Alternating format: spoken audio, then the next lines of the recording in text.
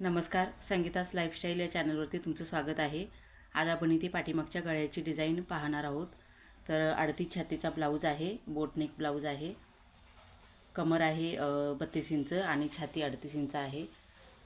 तर इथे मी पाठीमागच्या भागावरती मापे टाकून कटिंग करून घेतलेलं आहे. परत एकदा तुम्हाला दाखवते मापे टाकून. ब्लाऊजची पूर्ण उंची आहे 14.5 इंच. त्याच्यामध्ये 1 इंच घेऊन इथे मी 15.5 इंचावर माप टाकून घेतले. इथे शोल्डर 7.25 इंच घेतलेले आहे आणि इथून देखील 7.25 इंच घ्यायचे. शोल्डर 14.5 इंच होती, त्याचा अर्धा घेतलेला आहे. बोटनेक ब्लाऊज आहे त्याच्यासाठी. मुंड्यासाठी 7 इंच घेतलेले आहे.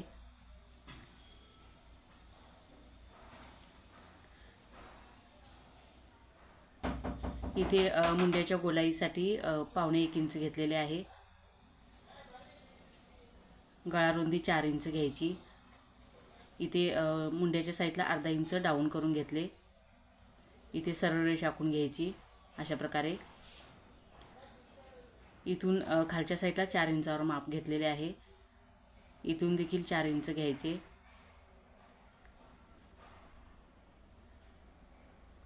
इथून सरळ रेष आखून घ्यायची. इथे मी 1 इंचावर माप टाकून घेतले.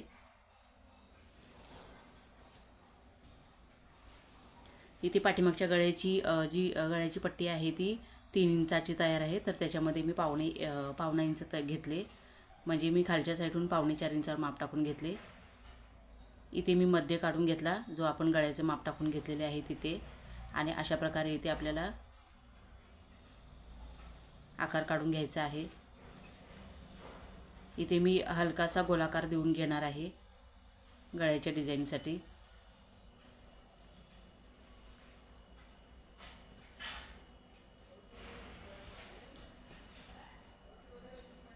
इथे टक्स रुंदी 5 इंच घेतली आणि टक्स उंची 4.5 इंच कट देऊन घेतला.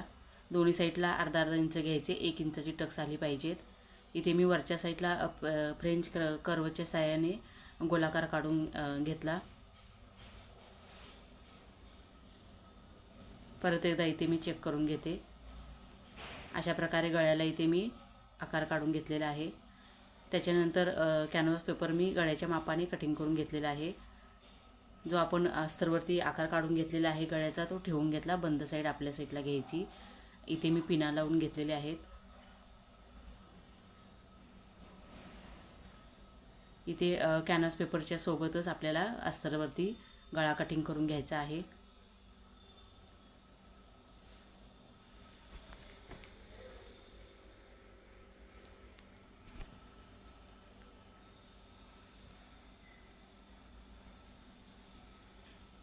इथे मी कॅनव्हास पेपरवरती पिन लावून घेते.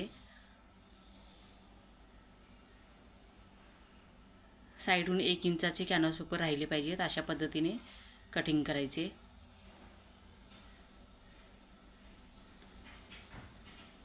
इथे मी कॅनव्हास पेपर कटिंग करून घेतला. त्याच्यानंतर अस्तरवरती ठेवून आपल्याला इथे तयार करून घ्यायचं आहे. इथे मी तयार करून घेतला. साईडून कापड फोल्ड करून घेतलेला आहे आणि आतल्या साईडची जी डिझाईन आहे त्याच्यावरती मी शिलाई करून घेतली गळ्यावरती.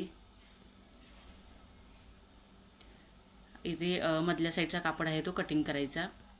आता इथे मी पाठीमागचा भाग जो अस्तरचा कटिंग करून घेतलेला आहे तो मेन कपड्यावरती ठेवून घेते. ब्लाऊज पीसचा खालचा कापड आहे तो उलट्या साईडून ठेवून घेतलेला आहे आणि पिना लावून घेतल्या.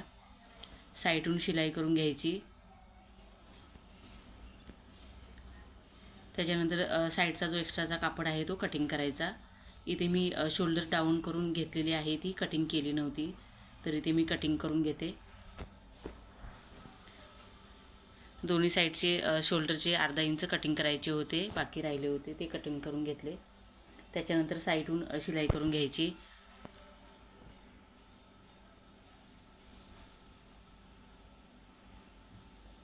इथे मी शिलाई करून एक्स्ट्राचे जे कापड आहे ते कटिंग करून घेतलेले आहे. त्याच्यानंतर जे कॅनव्हास पेपरचे गळ्याचे आपण गळा तयार करून घेतलेला आहे तो बराबर ठेवून घ्यायचा आणि पिना लावून घ्यायच्या साईडून. इथे देखील पिन लावून घ्यायची आहे.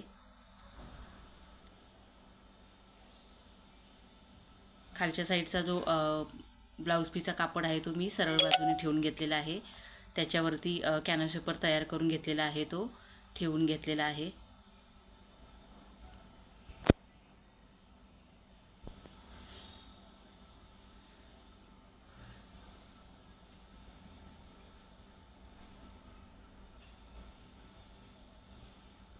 व्यवस्थित शिलाई करून घ्यायची.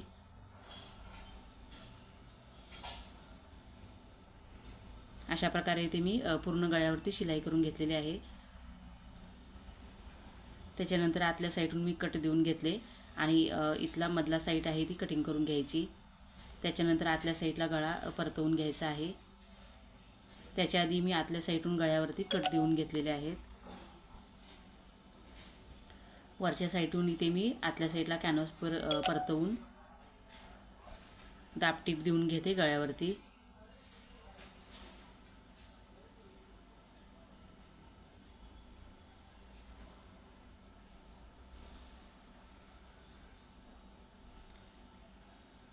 हा देखील कॅनव्हास पेपर आपल्याला इथे आतल्या साईडला परतवून घ्यायचा आहे आणि वरच्या साईडून दाबटीप देऊन घ्यायची आहे. इथे मी शिलाई करून घेते.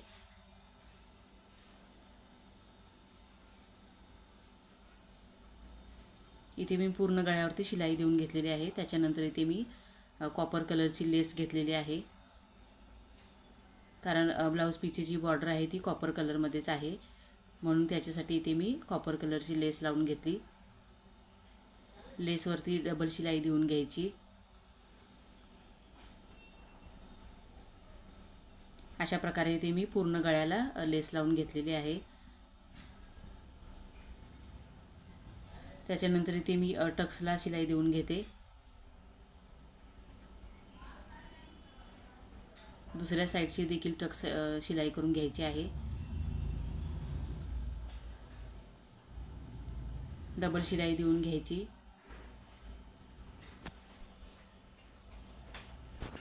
आता इथे मी कमरपट्टी जोडून घेते. तर कमरपट्टीसाठी 1.5 इंचाचे अस्तर कटिंग करून घेतले. पहिल्यांदा साईडून फोल्ड करून घ्यायचे, त्याच्यानंतर खालच्या साईडला शिलाई करून घ्यायची आहे.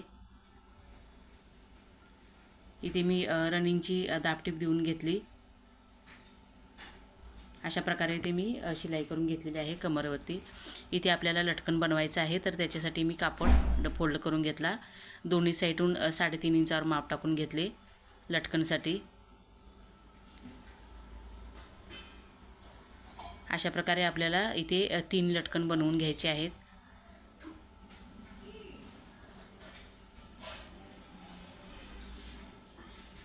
आता इथे तुम्हाला दाखवते लटकन कसे बनवायचे ते. तर इथे मी कापड सरळ बाजूने ठेवून घेतला, फोल्ड करून घेतला. पहिल्यांदा इथे साईडून शिलाई करून घ्यायची आहे.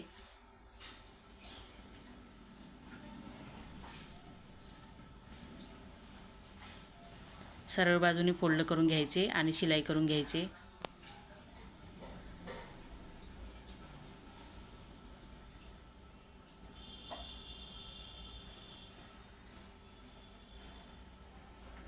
इथे अशा प्रकारे फोल्ड करायचे. दोन्ही साईडचे जे कोणे आहेत ते मधल्या साईडला घ्यायचे आणि अजून एकदा शिलाई करून घ्यायची अशा प्रकारे.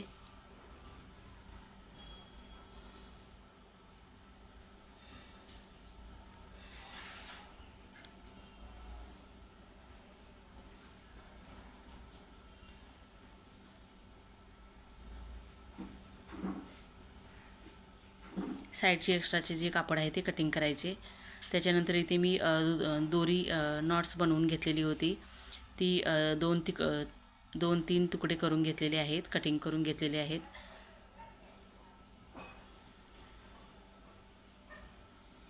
अशा प्रकारे इथे मी एक लटकन बनवून घेतले. अशा प्रकारे इथे आपल्याला 3 लटकन बनवून घ्यायचे आहेत. मधल्या साईडला जी नॉट्स आहे ती ठेवून घ्यायची आणि शिलाई करून घ्यायची.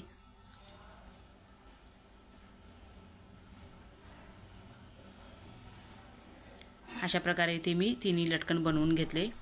इथे आपल्याला मधल्या साईडला बराबर ठेवायचे आहेत आणि शिलाई करून घ्यायची.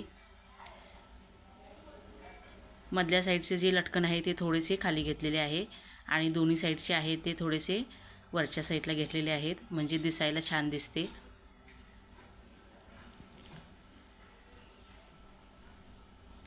बराबर ठेवून घ्यायचे आणि शिलाई करून घ्यायची.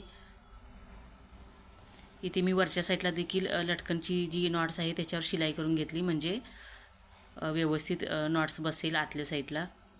आणि एक्स्ट्राचे नॉट्स होते ते कटिंग करून घेतले. त्याच्यानंतर इथे मी मधल्या साईडला कॉपरचे बटन लावून घेतलेले आहे. छान झालेले आहे डिझाईन. अशा प्रकारे इथे आपली पाठीमागच्या गळ्याची डिझाईन तयार झालेली आहे, तुम्ही बघू शकता.